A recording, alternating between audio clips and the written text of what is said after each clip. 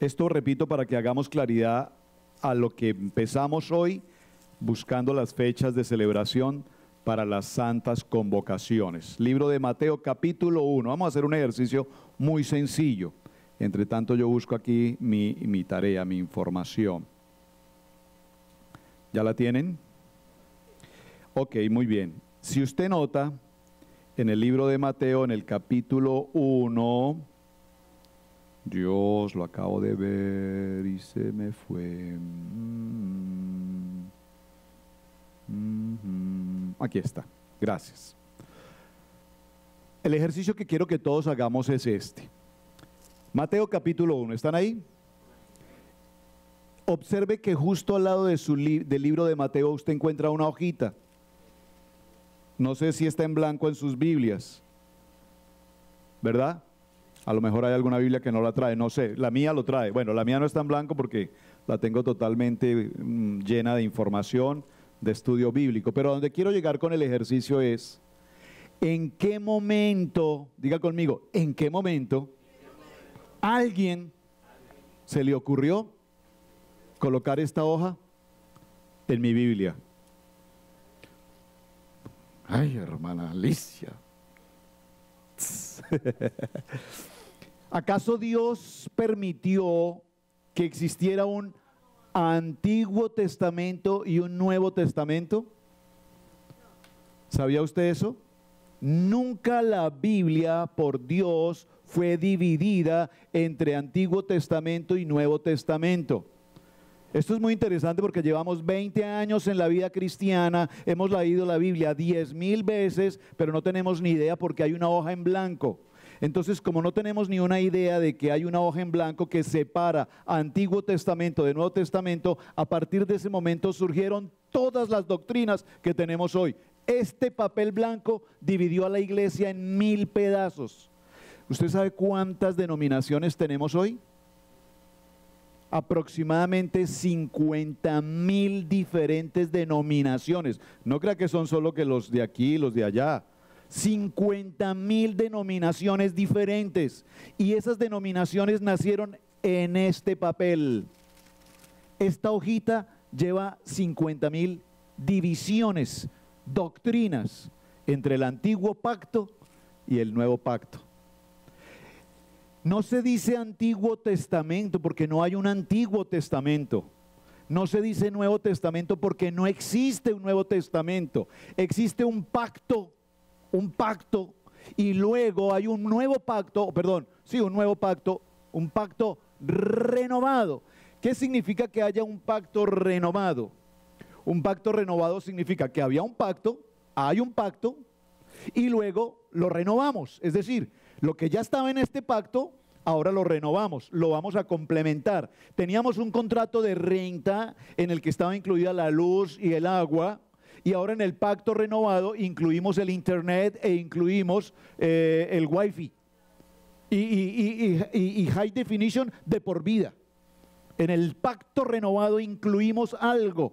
Entonces el Señor ahora dice, yo no he venido a anular el pacto antiguo, sino he venido a cumplir el pacto antiguo en este pacto renovado. ¿Qué parte de esto es imposible que el hombre lo pueda entender? Entonces ahora la pregunta es, ¿a quién se le ocurrió esta barbaridad? Porque tiene que haber un responsable aquí. No falta por ahí quien diga que los judíos, porque todo lo malo que le pasa al pueblo de Dios, los judíos. ¿Sabía usted que en el holocausto nazi, Adolfo Hitler prohibió que si a uno de sus soldados se les encontraba enfermedades venéreas, ¿saben lo que es una enfermedad venérea? Si un soldado se le encontraba enfermedad venérea, dijo Hitler que se muera, pero que nunca se le aplique una inyección de penicilina, porque eso lo descubrieron los judíos. ¿Sabe usted? Y entre eso, miles de historias que Hitler prohibió al pueblo nazi porque era de origen judío. Impresionante. Prefiero que se mueran, pero que no les llegue la salvación a través del pueblo judío. La sanidad en este caso. Entonces permítame hacer este texto. Solo estoy hablando de algo que quería mencionar porque creo que esta congregación merece el respeto de saber qué pasó con esta hoja. Gracias por los hermanos que hicieron la tarea. Marción de Sinope, ¿ha usted oído nombrar ese nombre alguna vez? Nunca. Usted en 20 años en la vida cristiana, a usted nunca le han mencionado esto, nunca. Diga, uy, dijo la hermana Lupe cuando pasó, hoy saldremos aprendiendo algo nuevo. Pues aquí está. Si esto es lo que tiene que aprender hoy, gloria a Dios. Un monje católico llamado Marción de Sipone, quien vivió entre los años 85 y 161 de la era común, es decir, de esta era, fue escritor y teólogo griego, subráyelo, griego, tenía que ser un griego,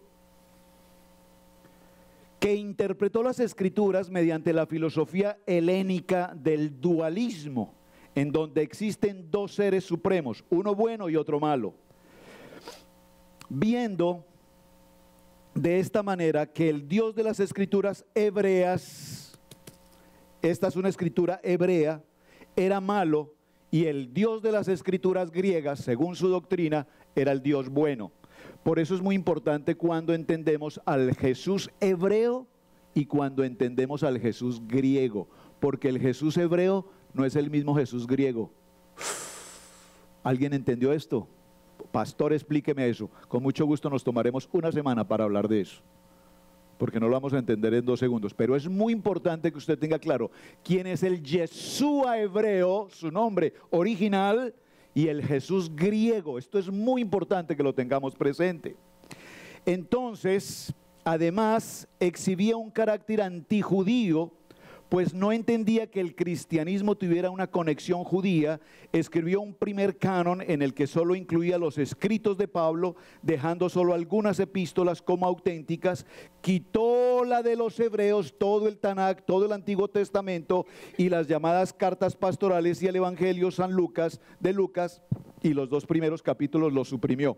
Bueno, ese hombre llamado Marción de Sipone dijo: vamos a dividir la Biblia en Antiguo Pacto o en Antiguo Testamento y en Nuevo Testamento, y a raíz de ese monje católico que se le ocurrió que todo esto de los hebreos ya no valía, colocó una hoja en blanco y dijo: aquí empezamos de nuevo, 0 en adelante.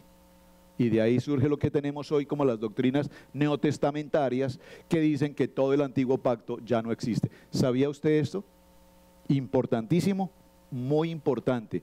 Dígalo conmigo: la Biblia, la palabra de Dios, es un solo libro, de principio a fin, es la palabra de Dios. Por lo tanto, nosotros estudiamos toda la palabra de Dios, creemos en toda la palabra de Dios y no la podemos fragmentar en 2 espacios distintos, porque si no conocemos el antiguo libro mejor, si no conocemos el viejo libro, es una palabra correcta, si no conocemos el viejo escrito, nunca entenderemos el nuevo escrito. Amén. Muy bien, hecha esta salvedad, hermanos, buenos días. Vamos a dar comienzo al tema apasionante del libro de Levíticos. Diga conmigo: el libro sacerdotal. Libro de Levíticos, y nuestro parashá de hoy se denomina o se llama, dígalo conmigo, Vayikra. Está en las pantallas, ¿cierto? Vayikra. Y cuando hablemos de Vayikra, hacia afuera, gracias. Cuando hablemos de Vayikra, entonces vamos a entender por qué es tan importante el concepto del sacerdocio. Ya vimos libro de Génesis, todo lo que es el proceso de creación. En el libro de Génesis hablamos de toda la historia de los patriarcas, Abraham, Isaac, Jacob. Hablamos del principio de las 12 tribus. Las 12 tribus salen de la tierra donde ellos habitaban y a partir de ese momento se habitan en Egipto. En Egipto son poderosamente prosperados. En Egipto muere Jacob, en Egipto muere José, y cierra Génesis diciendo que hubo un muerto llamado José, vamos a decirlo en ese sentido, muere José, es puesto en un ataúd y es embalsamado. Génesis cierra con la muerte de José. Luego entramos a Éxodo, vimos todo el proceso de Éxodo, aparece Moisés, Elohim, que es Moisés, un enviado de Dios que viene a sacar al pueblo de la esclavitud. Pasan por el desierto, viene la rebelión del pueblo, viene el proceso del becerro de oro, viene toda la historia de Dios hablándole al pueblo, dándole las palabras, entregándole los mandamientos, entregando todo lo que el pueblo debería someterse, y el pueblo a todo decía: así será, así haremos, conforme a lo que Dios ha dicho, y siempre hacían todo lo contrario de lo que Dios decía. Por lo tanto, Dios entonces toma a Moisés, lo lleva 40 días, lo tiene en su presencia, diga conmigo, en su presencia celestial, y en su presencia celestial Moisés puede ver todo el entorno de lo que Dios le ha mostrado, la grandeza de Dios, y le dice luego: ve ahora, baja nuevamente con tu pueblo, y les enseñarás a hacer un tabernáculo. Lo construirán de la siguiente manera, con las siguientes medidas, conforme a lo que yo te mostré aquí en el cielo, así lo construirás. Entonces se piden las ofrendas y empiezan a llegar las ofrendas. Diga conmigo: ofrendas sabias. ¿Qué es una ofrenda sabia? Esto que les estoy mencionando está escrito en el libro, amén, no lo estoy hablando por hablar, es lo que la Biblia dice. Estoy tratando de hacer un recuento de lo que la Biblia dice. Dice que las ofrendas para el tabernáculo eran ofrendas de corazón sabio. ¿Qué significa una ofrenda de corazón sabio? Una ofrenda de corazón sabio significa que eran hombres que tenían ¿qué? Sabiduría. ¿Y qué es sabiduría? La sabiduría es el temor al Padre.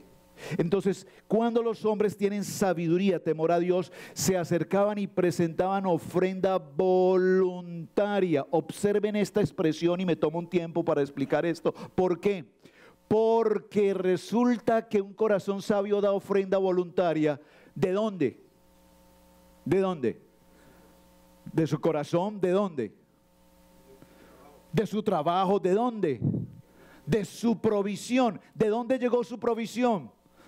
De Dios. Es decir, nosotros los hombres no damos nada.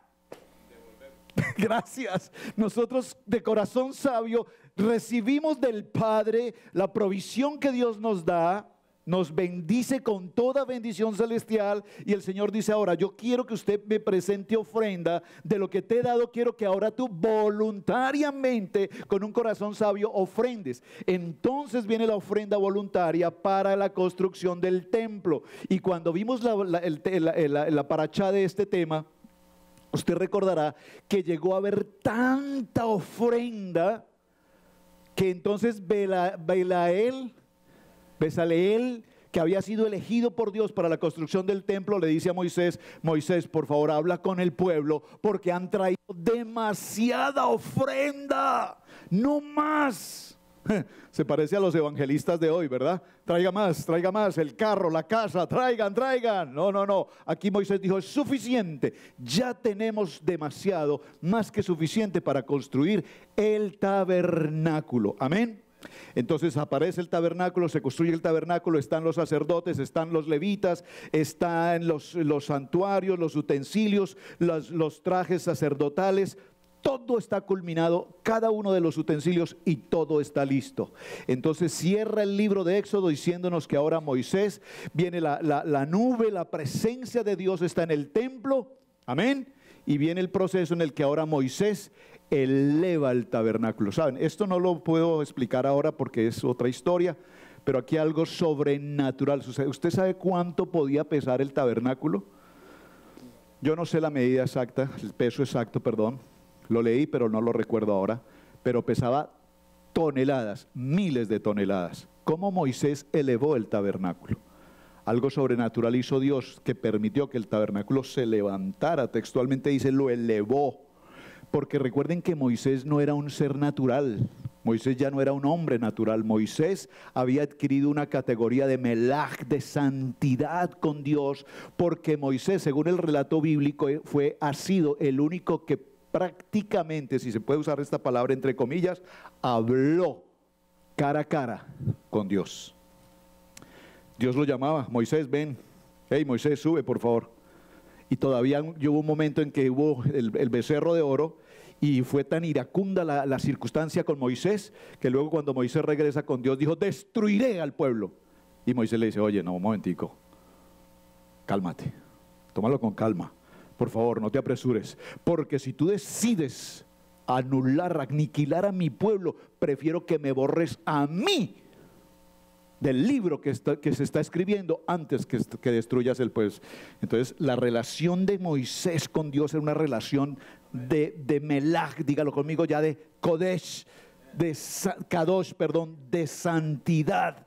Por eso viene Levítico, porque Levítico precisamente lo que nos habla es y llamó, diga conmigo, vayikra, y llamó, diga conmigo, y llamó. Y cuando llamó a Moisés, y ahora le indica a Moisés a través de todo el libro de Levítico cuál es el trabajo del sacerdocio, cuáles son los pasos que vamos a seguir, cuáles son los tipos de ofrenda que vamos a tener, porque surge una pregunta interesante.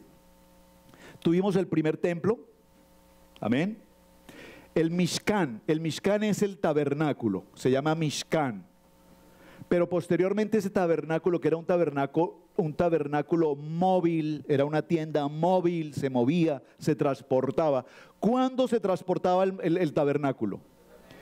Cuando la nube los dirigía. Cuando la nube se movía, el pueblo de Dios entendió que nadie se mueve en la voluntad propia, sino que solamente nos movemos cuando la nube se mueve. ¿Perdón? ¿Quieren por favor que repita esto? ¿Me permiten repetirlo? ¿Cuándo se mueve el pueblo de Dios? Ahora les pregunto, contéstese cada uno de manera personal. ¿Cuándo te mueves tú? Gracias, hermana, por decirlo de esa manera tan clara. Cuando a mí me parece, como a mí me parece, y cuando yo lo quiero hacer, yo me muevo. Entonces la gente se mueve de aquí para allá, la gente va para acá, la gente hace esto, la gente hace lo otro, la gente esto, la gente. Y cuando todo sale mal, dicen, Dios, pero ¿por qué me pasa esto a mí, Dios? ¿Por qué me castigas, Dios? ¿Por qué? Y el Señor te dice, porque te mueves sin que yo me esté moviendo. Pero cuando nos movemos en la nube, con la nube y en la voluntad del Padre, entonces todas mis cosas caminan para bien. Ahora, la pregunta es, entonces no me puedo mover porque no hay nada peor que una persona que está quieta. Yo creo que aquí hay muchas mujeres que le dicen a los hombres, oiga, muévase, haga algo, sirva para algo. O lo contrario, mujeres o hombres que le dicen a su esposa, oiga, mija, pero haga algo, aunque sea empanadas, pero haga algo. Ahora, quiero decir que cuando nosotros nos queremos mover un proyecto, un negocio, una empresa, una visión que Dios te ha puesto, dile entonces, Señor, permíteme moverme en este proyecto, quiero que te muevas contigo y seas tú quien me dirige hacia dónde me debo mover. Entonces las cosas cambian, porque el Señor dice, quiero que no estés quieto, quiero que te proyectes a algo que tengo especialmente para ti. Entonces vamos con nuestros textos y vemos que en el libro de Bereshit o Génesis, recuerden que comenzamos con la letra Bet que nos habla de Bereshit, y aprendimos acerca del proceso de nuestra actual identidad. Diga conmigo, mi identidad. Saben, estamos tomando nuestras clases de Torah entre semana, y algo que nos ha quedado maravillosamente claro en la vida de la iglesia y se los quiero transferir es esto. Diga conmigo, ¿cuál es mi identidad? Si yo le pregunto a ustedes cuál es tu identidad, ustedes me van a decir, soy de Costa Rica, soy de México, soy de Colombia, soy de El Salvador, y creemos que esa es nuestra identidad. No, esa es tu nacionalidad, pero esa no es tu identidad. Hay solamente dos identidades en la Biblia. ¿Cuáles son? Dígalo conmigo, la casa de Judá y la casa de Israel. La casa de Judá está compuesta ¿por quiénes? Por Judá, los judíos, y Benjamín, el hijo menor, y algunos levitas, ¿sí? Mientras que la casa de Israel está compuesta ¿por quién? Pero se llama casa de Israel o casa de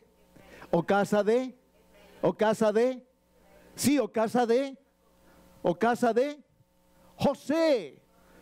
Bueno, sí, pues sí, se llama casa de Israel, casa de Efraín, casa de José. Esto es muy importante. Yo te pregunto, ¿a cuál casa perteneces? ¿Cuál es tu identidad? ¿Casa de Judá o casa de José? Qué buena pregunta, la voy a repetir de nuevo. ¿Cuál es tu identidad? ¿Casa de Judá o casa de José? Bueno, o casa de Israel. Casa de Israel. ¿Por qué? Porque Judá, la tribu de Judá que todos conocemos, los judíos, recuerden que los judíos tienen un velo, ¿sí? Y gloria a Dios porque ellos están ahí, porque sin ellos no tendríamos la escritura hoy, no estaríamos aquí, pero tienen un velo. Y si tú perteneces hoy a la casa de Judá, entonces tú estás con un velo en el que no ves al Mesías. Ojo con lo que estoy diciendo, mucha atención, porque hoy tenemos a muchas de nuestras congregaciones hispanas que están entrando al tema de las raíces hebreas y están caminando y enfilados hacia la casa de Judá, al punto de que se están judaizando. ¿Qué significa que se judaicen? Significa que se están colocando un velo y están quitando al Mesías y lo están desconociendo, y entonces ahora somos casa de Judá. Mucho cuidado. Por eso insisto esto, es importante que en esta casa tengamos claro que nosotros somos casa de Israel, casa de José, y recibimos toda la bendición que el Padre le entregó a José en su momento. ¿Esto es claro? Entonces, que usemos un talí o usemos el chofá o otras cosas no significa que estamos judaizándonos, porque son los instrumentos que se utilizaban en el momento. Cuando la mujer del flujo de sangre tocó el manto y el borde del manto, ¿qué pasó? Dice que hubo un poder, ¿y qué fue? Hubo sanidad. Entonces, cuando nosotros usamos un talí o usamos los tzitzit, no lo hacemos por una moda. Por favor, preste atención. No usamos un talí de moda. Si usted no usa un talí por revelación, mejor ni lo use. Pero si usted lo usa porque el Señor se lo reveló a su corazón, entonces no tenga temor en qué dirán. Usted no lo usa para que los demás lo vean, usted lo usa para la gloria del Padre. Y si el Señor pone en el corazón de los varones usar el tzitzit, no sienta temor hacerlo, porque es bíblico. El libro de Números nos dice que los varones debemos vestir el tzitzit. ¿Por qué? Porque los tzitzit son una señal para el varón, de que cada vez que los tengamos puestos, esa señal nos muestre que frente a la circunstancia de pecado, nosotros recordemos que tenemos un pacto con el Padre. Esos tzitzit no son 4 cordones que nos colocamos ahí para de adorno. Esos tzitzit tienen las letras del Dios. ¿Cuáles son? Yod, Hei, Bat, Hei, en los 4 nuditos. Número 1, ¿qué más tiene? Tiene las borlas que tipifican, se me escapó.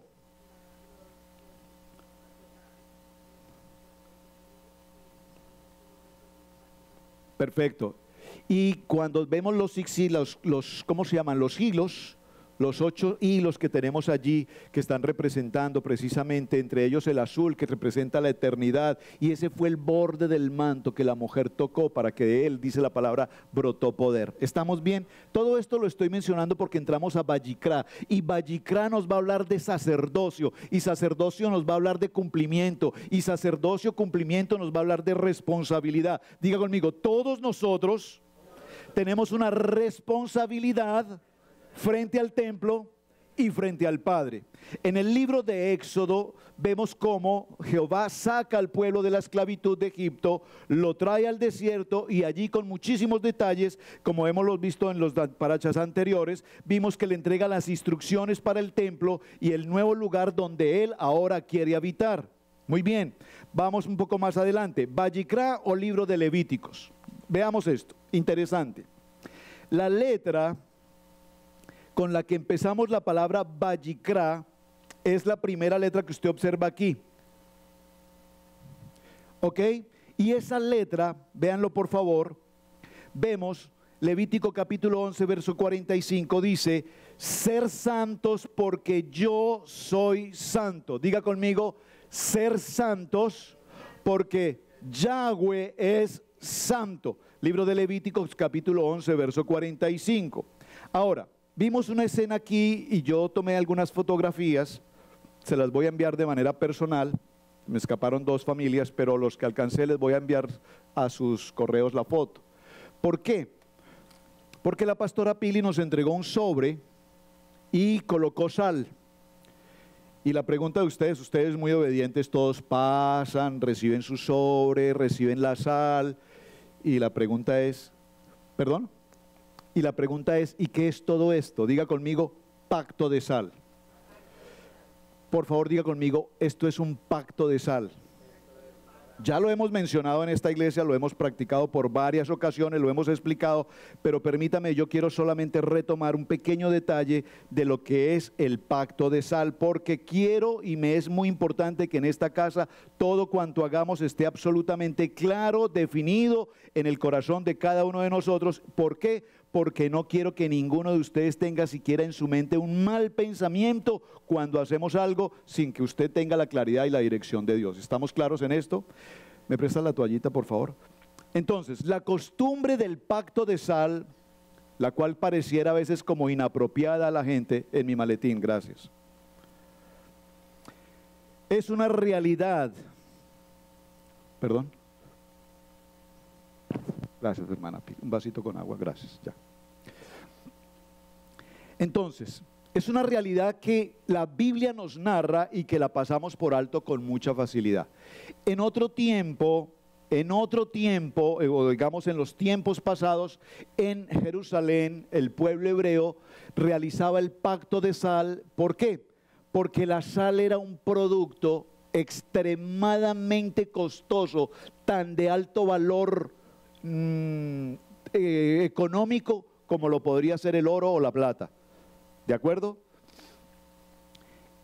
La sal era un medio de pago. Usted pagaba con tanta cantidad de sal como el trueque que se hacía, digamos, se podía pagar. La sal tenía un valor extremadamente importante. Por lo tanto, el gobierno del tiempo aquel, el gobierno era el dueño de la sal. Y cuando dos personas, mi hermano Miguel y yo, hacíamos un contrato, un pacto de hombres, lo sellábamos, lo firmábamos, lo confirmábamos con sal. Porque la sal, ¿qué significa? La sal significa pureza, conservación. Se conserva el producto, se conserva cuando se coloca en sal, de tal manera que cuando hablamos del proceso de la sal, el pacto de sal, el libro de Números en el capítulo 18, verso 19 dice: todas las ofrendas elevadas de las cosas santas que los hijos de Israel ofrecieron a Yahweh, les he dado para ti, para tus hijos y para tus hijas contigo, por estatuto perpetuo. Yo no sé la palabra perpetuo, ¿cómo es que hoy la entendemos? Pareciera ser que la palabra perpetuo es algo pasajero. No, perpetuo significa para siempre. Por estatuto perpetuo, bajo pacto de sal perpetuo, es delante de Yahweh para ti y para tu descendencia contigo. Y Jehová dijo a Aarón: de la tierra de ellos no tendrás heredad, ni entre ellos tendrás parte. Yo soy tu parte y tu heredad en medio de los hijos de Israel. Y he aquí, yo he dado a los hijos de Leví todos los diezmos de Israel por heredad, por su ministerio, por cuanto ellos sirven en el ministerio del tabernáculo de reunión. Diga conmigo, pacto de sal. Cuando nosotros entramos al libro de Vallecra, o cuando entramos al libro de Levítico, vamos a entender entonces con claridad qué significa presentar ofrendas. Usted va a decir: uy, pastor, usted me va a hablar de ofrendas ahorita en este tiempo, es que mire que mi situación, mire que acá, mire que allá. No. Usted tiene que tener claro en su corazón qué significa ofrendar, y usted tiene que tener claro en su corazón qué significa hacer sacrificio. ¿Por qué? Porque nosotros venimos lastimosamente, bueno, entre comillas, venimos de una religión donde nos enseñaron a hacer sacrificio. Usted sabe que en nuestros países, cuando vienen estas temporadas de la mal llamada Semana Santa, que es la semana más pervertida que el pueblo católico tiene, es la semana en la que más mundo hay, fiestas, paseos, rumbas, drogas, pecado del todo el que sea. La gente programa la Semana Santa vacaciones. Si la Semana Santa que se practica en la religión, la gente dijera: hoy viene la semana en la que vamos a estar completamente entregados al ministerio, al Señor, a la oración, a la adoración, diríamos: gloria a Dios. Pero todo el mundo programa las vacaciones de Semana Santa para pecar. Entonces, es muy importante que en aquel tiempo, usted notará que hay hombres y mujeres que se flagelan. ¿Lo han visto? Se golpean. por mi culpa, y se golpean las espaldas hasta que sale, brota sangre, llagas y demás. Y a eso le llaman sacrificio.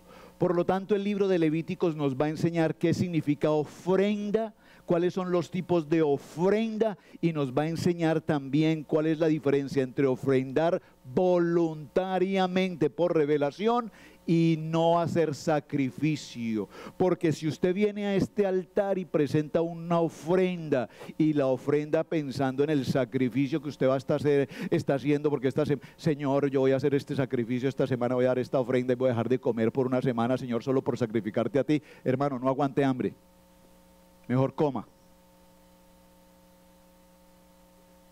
Porque usted a Dios no le compra favores. Usted no viene al altar con una ofrenda para pedir a cambio que sea sano, para pedir a cambio que si usted da estos 500 el Señor le devuelva 5,000. Está totalmente equivocado. Ofrenda y sacrificio son dos conceptos totalmente distintos.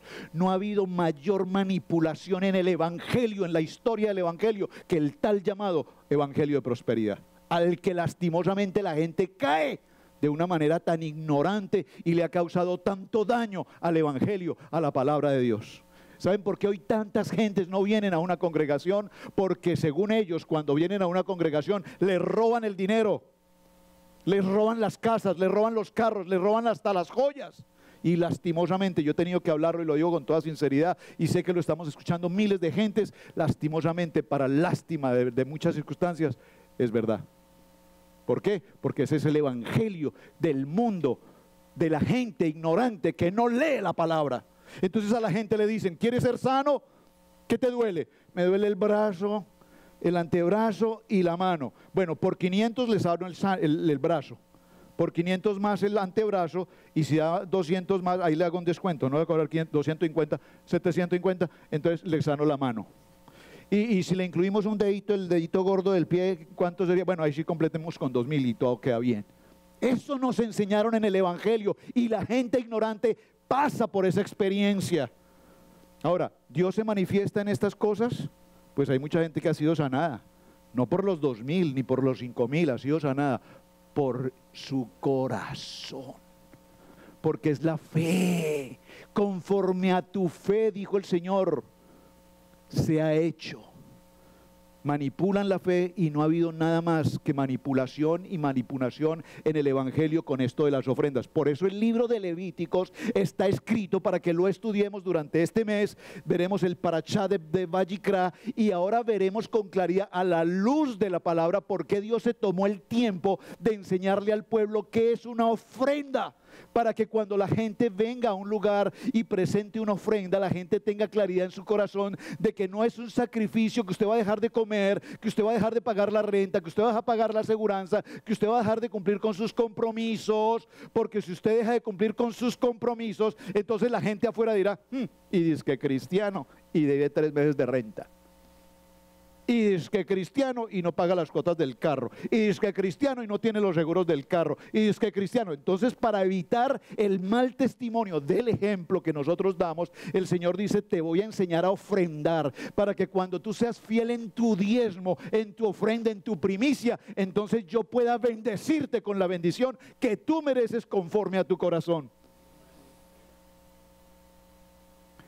Hay ofrendas de holocausto que expresan que estamos totalmente rendidos al Señor. ¿Alguien aquí puede presentar una ofrenda de holocausto? ¿Qué significa una ofrenda de holocausto? Señor, que yo solamente hago lo que tu voluntad determine que yo tengo que hacer. Y Señor, si yo tengo que entregarte algo, dime qué quieres que te entregue, Señor, que todo lo que tengo yo sé que te pertenece. Uy, eso suena lindo. Señor, pero no me toques el carro, ni la casa, ni mi cuenta bancaria, y lo que tengo que enviar para mi papá y mamá allá en mi país, eso tampoco lo podemos incluir, Señor. Y lo de los taxes, ni se te ocurra, Señor, eso no, porque ya lo tengo invertido en otro asunto. Entonces la ofrenda de holocausto no la conocemos, y como no la conocemos, no la practicamos, y como no la practicamos, no somos bendecidos. ¿Están conmigo? Hay una ofrenda que se llama la ofrenda de grano. Los pobres presentan la ofrenda de grano, diga conmigo, como las limosnas. Entonces a nosotros nos enseñaron en la religión que venir a la iglesia es traer limosnas. Traer limosnas. de lo que nos sobra. Esta nos gusta. Señor, de lo que tengo en este bolsillo, permíteme, Señor, de este fajo que tengo aquí. Entonces la gente coloca la mano en el bolsillo y empieza a contar. 100, 200, 300, 400, 500, 600, 800, 900, 900. Los tiene contados. 5.000, 1. Ese es el que necesito. Le voy a dar, Señor, le voy a dar el que encuentre aquí, le voy a dar. Y como los tiene organizados, dice, Señor, te tocó 1. Ese es el 1, ese es para ti. Porque nos enseñaron a dar las sobras, las limosnas. Entonces los pobres podían venir al altar y presentar una ofrenda. Pero no malinterpretemos lo que estoy hablando aquí con la ofrenda de grano. ¿Por qué? Porque el Señor aún al pobre, aún al que menos tenía, le recibía con honor y con honra esa ofrenda, porque el Señor conoce el corazón del que está entregando la ofrenda. Y el ejemplo lo tenemos con la historia de la mujer que dejó una monedita, ¿recuerdan? ¿Recuerdan la historia? Para parafrasearla un poco. Venían hombres cargados con bolsas de monedas y las colocaban en el altar. Que sonaran, que se escuchara. ¡Shu! Y la gente, solo de escuchar el ruido de las monedas, decían, wow, qué ofrenda la que trajo ese hombre. Porque la gente podía escuchar el peso de esas monedas. Pero ellos estaban dando sobras. Y la mujer de pronto dejó los 2 centavitos. Y cuando cayeron esos 2 centavitos, apenas un sonidito ahí, ¡cling! Y el Señor dijo, de cierto esta mujer ha dado más que todos aquellos que han traído bolsas de monedas. Pero Señor, ¿cómo le ocurre a usted decir semejante locura? Este hombre trajo una costalada, pesa como 5 kilos. Y esta señora trae 2 moneditas, usted dice que dio más esta. Ella dio más porque ella dio todo lo que tenía. Y además lo dio con un corazón sabio. Lo entregó en amor y en obediencia. ¿Vamos bien? Hay otra ofrenda que es la ofrenda, diga conmigo, la ofrenda Shalom. La ofrenda de paz. Es una ofrenda de gratitud. ¿Cada cuánto tú traes una ofrenda al altar? ¿Cada cuánto? Miren, yo esto lo converso con mi esposa. Yo he sido, permítame usar esta expresión, yo he sido maltratado por aquel evangelio de prosperidad en el que se habla del dinero. ¿Por qué está usted diciendo eso, pastor? Porque muchas veces fui utilizado por ese sistema. No me avergüenza decirlo porque cada día tenemos que aprender. Pero yo recuerdo a un pastor, me decía, tómate hoy estos 200, tenlos ahí, y cuando yo llame a alguien a ofrendar, yo creo que usted sea el primero que pase y muestre los billetes, que se vean, porque eso va a motivar a toda la gente para dar. No me avergüenza decirlo, porque yo pasé por esa escuela. Esa es la vergüenza de nuestro evangelio. ¿Por qué? Porque era un ignorante que no conocía la Torá. Y hacíamos lo que la gente mal en forma nos enseñaba. Entonces cuando él decía, bueno, vamos a tomar la ofrenda.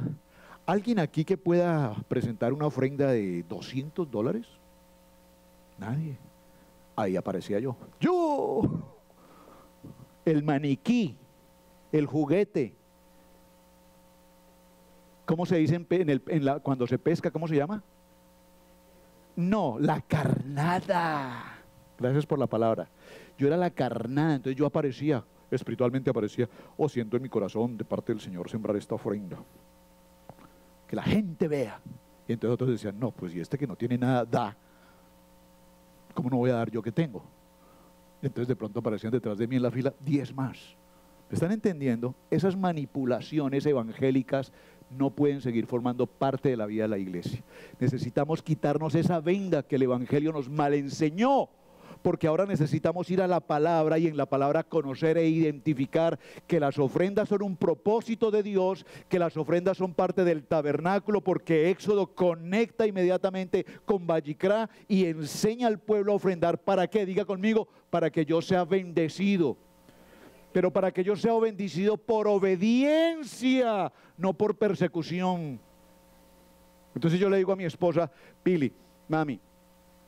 pastora Pili, cuando nosotros estamos aquí pidiendo una ofrenda para la gloria de mi Señor, y esta iglesia lo sabe, nunca el pastor Roberto Alfaro se ha parado en este púlpito a pedir una moneda de centavo. Un día pedí $10 que nos faltaban para pagar el internet. y casi nadie me los dio. Yo no sirvo para eso. Me cuesta eso, no puedo. Dios me use para enseñar, Dios me use para la palabra, Dios me use. Y cuando vino el revival de la ciudad de Cherryville, los pastores americanos dijeron, vamos a usar a los pastores hispanos.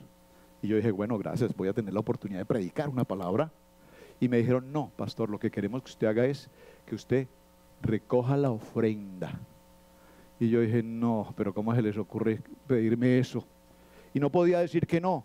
Les dije con una condición, vamos a tomar la ofrenda conforme el Espíritu de Dios me dirija. Y todos dijeron, ¿y como cuánto le toma a usted el Espíritu de Dios? Porque nosotros solo tenemos 3 minutos. Le dije, no, el Espíritu mío es más larguito de 3 minutos. Un poquito más. Me dijeron, bueno, le podemos dar a su Espíritu 5 minuticos, porque limitamos al Espíritu en lo que tiene que hacer. Y Dios nos puso aquel día, y está documentado, está grabado en video, que ese día Dios nos permitió a mi esposa y a mí pasar en aquel auditorio y tomar una ofrenda, y no solamente pasar una canastica, esa canastica religiosa que nos enseñaron a pasar de línea en línea, y les dijimos, no, eso no funciona aquí no funciona. Pero ¿cómo es que así lo hacemos aquí? No, aquí no, aquí lo vamos a hacer que la gente, el de corazón sabio, pase y presente su ofrenda al altar. Me dijeron, y pero eso se va a tomar como media hora. ¿Usted quiere la ofrenda o le importa el tiempo? No, pues entonces hágalo como usted dice. Y nos pasamos al frente y colocamos unas cestas y pedimos 7 personas. Pero me decía, pero ¿por qué tienen que ser 7? No pueden ser 3, tienen que ser 7. Así me dijo el Espíritu que tienen que ser 7. Y dentro de eso el Espíritu me dijo que debe haber un oficial de la policía o un oficial del cuerpo de bomberos y una mujer. No, hermano, las mujeres, ¿cómo le ocurre? Las mujeres aquí no participan. Pues en este caso sí. ¿Cómo le parece? Porque la Biblia lo enseña.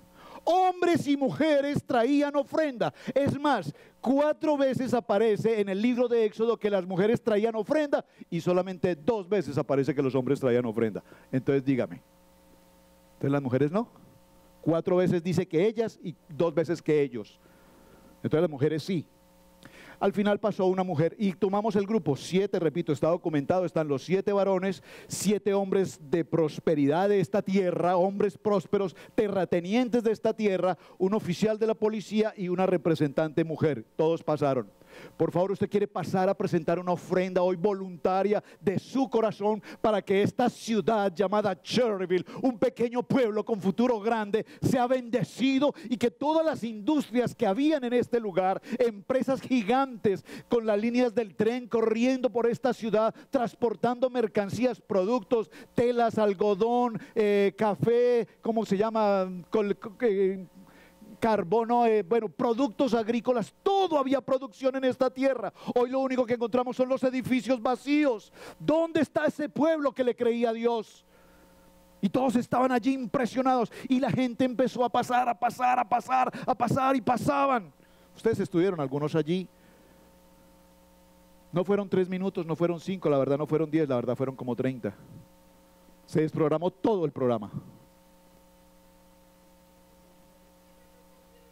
Nunca me volvieron a invitar. Pero los organizadores, terminado el evento, nos llamaron y nos dijeron, solamente se recogió ofrenda el primer día de los 4 días del evento. Solamente el primer día, los demás días no se tomó ofrenda. Terminado el evento, los organizadores del evento, ustedes los conocen, vinieron a nuestra casa y nos dijeron, hermanos, estamos tan agradecidos con ustedes, porque en un solo día, con una sola ofrenda, se recogió 10 veces más de lo que nosotros esperamos y de los costos que tenía todo el evento. Hubo tanto que decidimos no recoger más durante toda la semana. ¿Alguien puede decirme un amén? Porque cuando al pueblo se le enseña que la ofrenda es para la gloria de Dios, entonces yo daré mi ofrenda con un corazón sabio, porque yo sé que mi ofrenda es de bendición y porque yo sé que cuando yo siembro de bendición, yo voy a recoger de bendición. ¿Qué pasó después con la ciudad de Cherryville? Gracias por la pregunta, hermana Pili. No me puedo salir de los slides para explicarle esas cosas, pero si usted me lo permite, con mucho gusto. ¿Qué pasó con la ciudad de Cherry? Empezó a haber un crecimiento como nunca antes había. Se empezaron a abrir todas aquellas tiendas del downtown, usted que conoce, que ha caminado por el downtown, todos esos lugares vacíos, todos esos lugares totalmente desocupados, arruinados, empezaron a ser reparados, empezaron a ser reconstruidos, empezaron a hacer operaciones nuevas, negocios nuevos. Ahora tenemos el spa, tenemos el gym, tenemos una cantidad de negocios nuevos, restaurantes, tiendas, y empezó a haber un crecimiento. Las empresas abrieron, las empresas aumentaron el número de empleados, empezaron a aparecer los signs, se requiere gente, estamos recibiendo, y hemos visto una gloria de Dios extraordinaria en esta ciudad.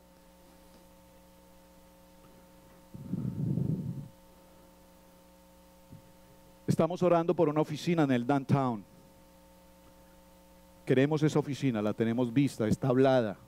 ¿Por qué? Porque queremos instituir en esa oficina, una oficina de la comunidad hispana, con el ministerio hispano, sirviendo a la comunidad. Estamos en un hilo de la negociación. Los voy a necesitar, hermanos. Digan, varones, digan amén. Porque ya la oficina la vimos, la oficina hay dos opciones: o nos la entregan totalmente terminada a ellos, o nos la entregan como está y nosotros la vamos a reparar. ¿Y cuál creen que elegí? Les dije, no, reparada no me la entreguen, entréguemela sin reparar, que nosotros tenemos en la iglesia un grupo hermoso de varones, temerosos de Dios, dispuestos a trabajar y dispuestos a servir en el propósito y el ministerio. Es de Dios. Ahora, el libro de Mateo en el capítulo 5, verso 13, gracias por la gráfica, nos habla de la sal y nos dice, sal de la tierra, léalo conmigo, está en su pantalla, vosotros sois la sal de la tierra. Dígalo conmigo, seguro de lo que está diciendo, dígalo, yo soy la sal de la tierra. Dile a tu esposo, eres un salado. Pero no, mire, si usted si usted está recibiendo esta palabra en el tono jocoso que escuché, me está dando a entender que usted está pensando en el mundo. Pero si usted recibe esta palabra en el tono espiritual, entonces usted entenderá que si yo le digo a ella o a él que usted es un salado, le estoy diciendo, tú eres lo más valioso que la tierra tiene, porque como salado estás purificando el ambiente, como salado estás perseverando la palabra, como salado le das sabor a la vida. Dígale ahora, papi, tú le das sabor a la vida. Ay, pero no les dé miedo. Oiga, mijo, usted le da sabor a la vida. A mí no, pero a la vida sí. No, dígaselo con amor. Dígale, papi, tú le das sabor a la vida. Mami, tú le das sabor a la vida. Oye, póngale sabor a la vida. Póngale sal, dígalo conmigo, póngale sal. Un pescado, un pez en el mar que ha transcurrido 10 más años en el mar, cuando es pescado, y lo llevamos a la sartén para prepararlo, ¿qué hay que aplicarle? Sal. Pasó 10 años en la sal, pero hay que aplicarle sal. Qué ironía, ¿verdad?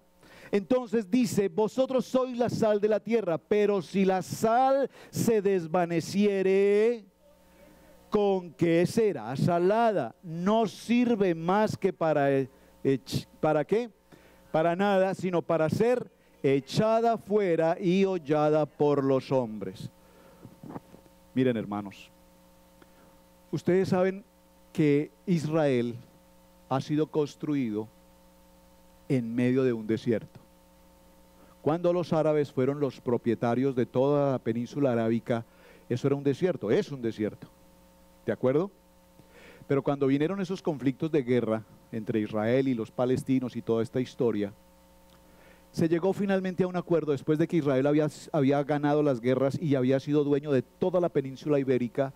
Entonces vino un acuerdo, este es un asunto reciente, 1948, toda esta historia, y se decidió que la península arábica nuevamente sería entregada a los árabes. Pero ya en ese tiempo, en ese territorio desértico, donde no crece ni una flor, el pueblo de Israel había levantado edificios, construcciones, jardines, cultivos, y habían cosechas extraordinarias. Cuando Israel devolvió esos territorios a los árabes, les destruyó absolutamente todo lo que habían construido. Los árabes dijeron, wow, vamos a tener tierras productivas, vamos a tener edificios, acueducto en el desierto. Pero Israel les dijo, no, no, no, no, así es gratis tampoco. ¿Quieren la tierra? Tómenla, pero todo lo que hay en ella lo vamos a aniquilar. Y lo volvieron polvo. Les entregaron su desierto. ¿Quieren construir lo que teníamos nosotros? Bueno, construyanlo. ¿Por qué? Porque Israel, que esto es uno de los grandes milagros de Dios, ha hecho que todo el mar, el agua salada, ellos construyeron las primeras empresas ¿de qué? Purificadoras, no sé el nombre exacto, tiene un nombre, pero purifican la sal de salina, de esa. O sea, que toman el agua salada y la convierten en agua dulce. Y toman el agua salada e inundan el desierto con agua dulce. Y usted va a Israel y usted ve esos verdes, usted ve esas frutas, usted ve esos cultivos en el desierto. Nadie se explica cómo el pueblo judío puede cultivar el desierto y obtener los mejores frutos de la tierra. ¿Por qué? Porque ahí está la mano, no hay otra respuesta, es la mano de Dios obrando. Por lo tanto, dígalo conmigo, porque la mano de Dios nos ha enseñado que somos la sal de la tierra. La enseñanza tradicional dice que cada hogar es como un pequeño templo, amén. Cada hogar nuestro es un templo, hay un sacerdote, ahí estamos. Y la mesa dentro de la casa corresponde a el altar. Cada Shabbat, cuando realizamos el Shabbat y cada fiesta de las celebraciones del Señor, ponemos pan y vino delante de la presencia de Dios y pronunciamos las bendiciones del pan y del vino y compartimos la mesa. Y esto nos está indicando que hay un pacto con Dios y participar del pan y del vino, participar de la fiesta del Shabbat, participar de las fiestas solemnes, en ellas aplicamos sal y en ellas aplicamos miel. Amén. ¿Quiénes están practicando su Shabbat en casa? Hermanos, tómense un tiempo, hagan el ejercicio. Lo que nos han quitado por 2000 años o más, es tiempo de que lo retomemos. No porque lo dice el pastor Alfaro, porque la Biblia nos lo enseña. Tómense un tiempo de familia, hermanos. Miren, esto es de familia, esto es de familia, esto es personal, esto es... ¿Usted es un creyente? Sí, yo soy un creyente. Si usted es un creyente, aplique lo que la palabra dice, viva lo que la palabra dice, entienda lo que la palabra dice y viviremos una vida conforme al propósito de Dios. Tome a su familia, esposo, esposa, en la mesa. Siéntense por unos minutos, no son más que unos pocos minutos. Varón, escúchenme varones, tómense un tiempo de familia, compartan el pan, compartan el vino, hagan las oraciones, bendigan su hogar. ¿Qué está perdiendo usted? Está tomándose unos 15 minuticos de todo su diario caminar para bendecir a su familia. Quiere ver a sus hijos bendecidos, quiere ver su hogar bendecido, quiere ver su familia bendecida. Tómese el tiempo de hacer su Shabbat en casa. Y cuando sus hijos aprendan lo importante de lo que significa tener el tiempo de comunión. Salí un momento, hermanos. Hace 2 minutos Camilito me pidió que saliera por algo. Y salí, y en esos 2 minutos que salí, me crucé con una persona en el camino. Y me dio una noticia muy triste. Una familia que amamos, una familia cercana, ayer entraron en divorcio. En 2 minutos, mira, salí un momentico. Ya la señora hoy a esta hora está viajando muy lejos de aquí. Y le pregunté, ¿y tú y tu hermana? ¿Y qué van a hacer? No, nosotros nos quedamos pues sin papá y sin mamá, no, aquí estamos. No sabemos qué vamos a hacer. Aquí estamos. Le dije a la hermana Anita, prepáreme por favor ahorita una canasta para llevarles algo, porque estoy seguro que estos 2 chicos no tienen ni siquiera un pan para comer. Trabajan y trabajan y trabajan y trabajan. Y sus hijos hoy quedaron en el aire, sin papá y sin mamá. Y yo me pregunto, ¿qué tal si esa familia se hubiese tomado un tiempo, 15 minuticos, no para hacer algo, si quiere decir, si puede usar esa palabra, pero lo digo con respeto, si usted cree que hacer un Shabbat es algo religioso y no lo siente en su corazón, hermano, no haga en su corazón algo que usted no siente. Haga en su corazón algo que la Biblia dice que tiene que hacer. Porque Si usted está presentando una ofrenda para que Dios lo bendiga, estamos mal encaminados. Nosotros hacemos un Shabbat porque estamos dándole gracias al Padre Eterno, que nos da vida, que nos da familia, que nos da hogar, que nos da hijos, que nos da provisión, que nos da salud. Y cuando tenemos estos privilegios de Dios, entonces tú no necesitas las riquezas, porque es que todo lo que pensamos es dinero. Señor, si tú me dieras una lotería, Señor, si yo me ganara, Señor, si yo ganara 30, si yo ganara 50, si yo trabajara 170 horas a la semana. No, no es eso el propósito. El propósito es, Señor, con lo que tú me das, permíteme vivir ampliamente, porque tú eres el que prospera y multiplica mi camino, Señor. Y cuando nosotros entendemos que el gran poder de Dios es una familia unida, entonces entenderemos que la gloria de Dios está cada día con nosotros. Diga conmigo, el Shekinah de Dios está conmigo, no por sacrificios, sino por obediencia. Cuando se habla de los sacrificios en el libro de Levítico, la palabra nos enseña que, Levítico 2, capítulo 13, que sazona con sal todas las ofrendas.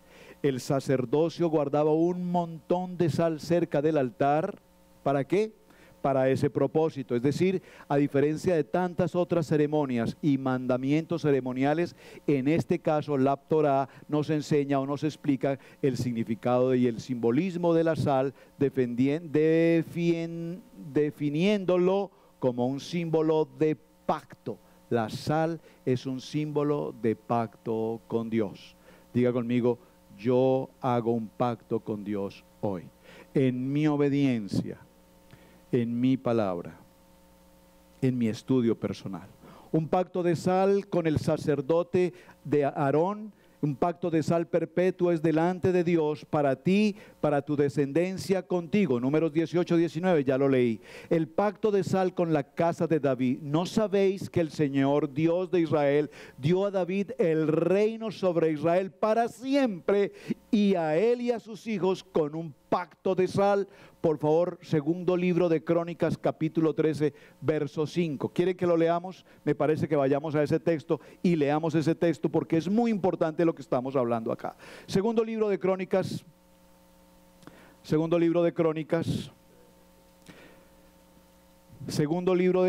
capítulo 13, verso 5.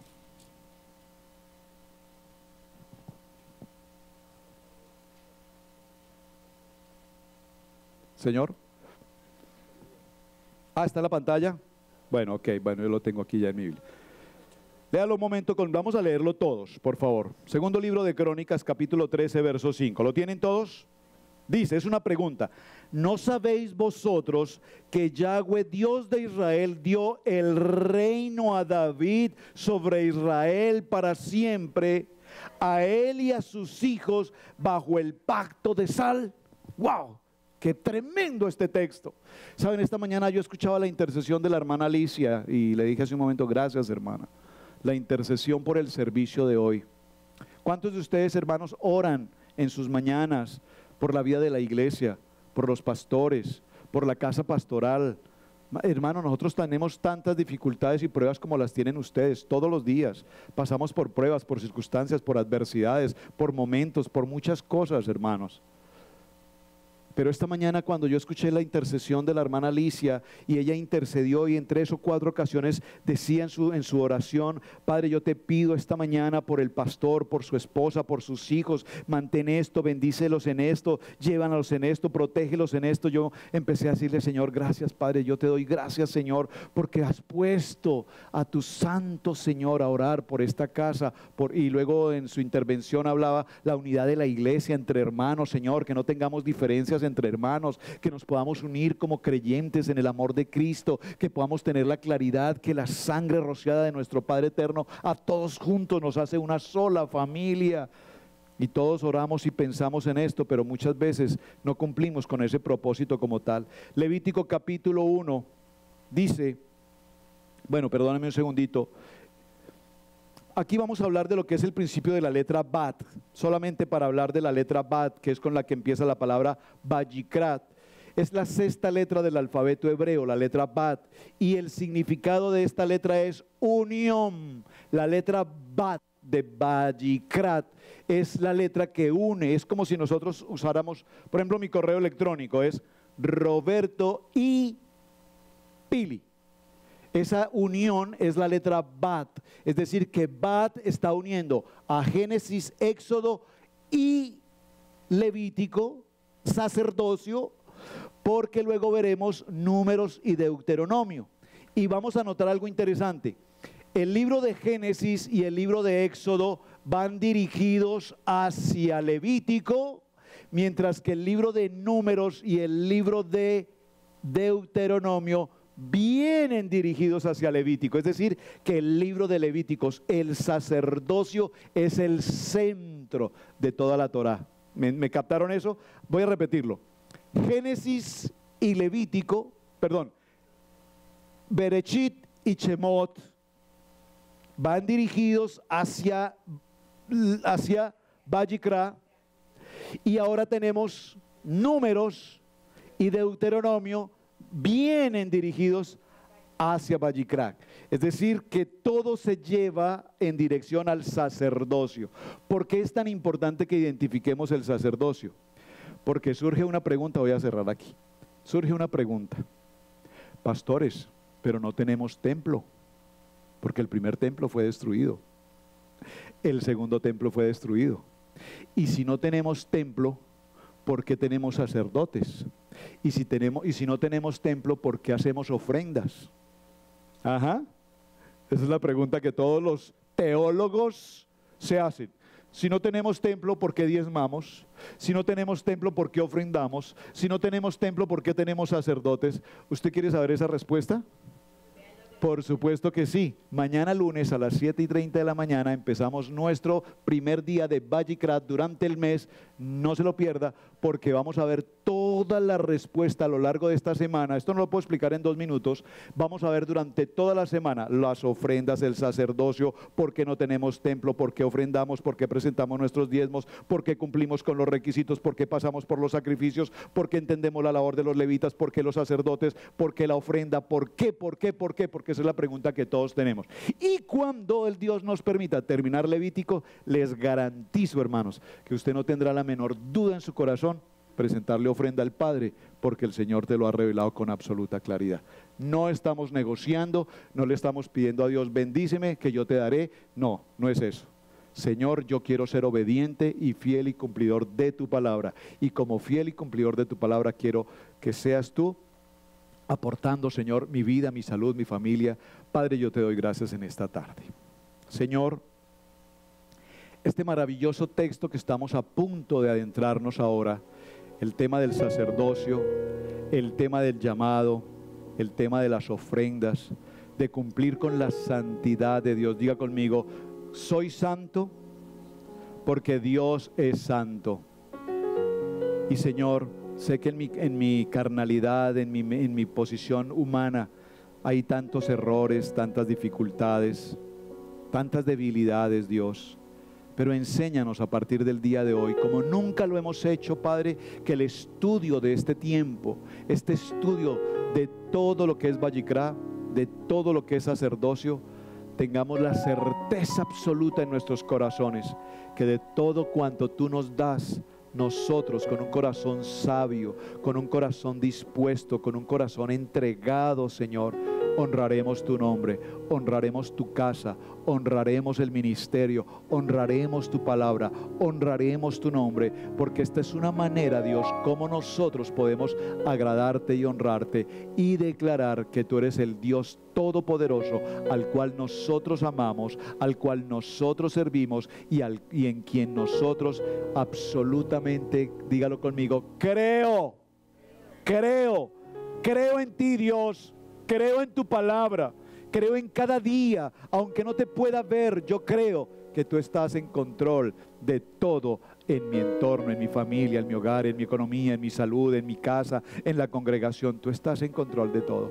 Poderoso Dios, en esta semana que hemos dado comienzo, bendícenos con toda tu bendición, Padre, en nuestro entrar y en nuestro salir. Señor, tú conoces nuestras necesidades, tú conoces, Señor, cada una de nuestras peticiones. Las presentamos hoy delante de ti como olor grato, que suban a tu presencia y que mi ofrenda y mi honra te adoren y te sirvan con todo mi corazón, Padre. Amén, amén y amén.